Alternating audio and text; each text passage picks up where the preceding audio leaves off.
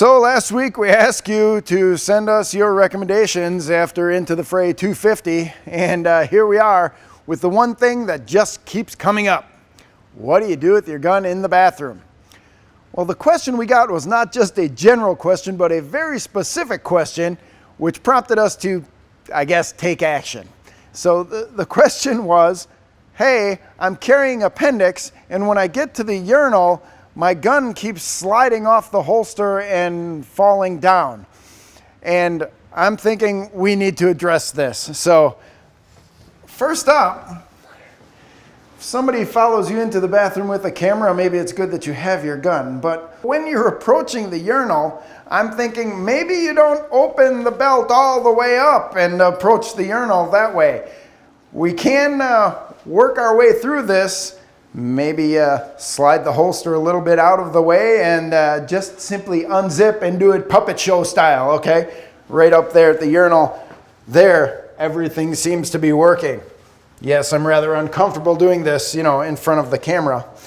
But if you're having trouble with your gun at the urinal, it's probably because you're opening too much of your pants.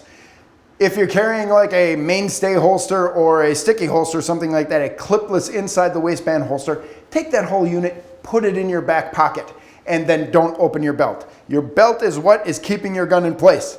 Don't open your belt. So now, question number 2. What if you're in the bathroom making, let's call it a major transaction?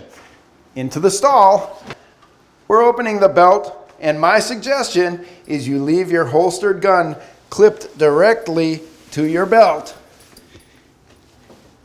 and utilize the restroom. Don't take your gun out.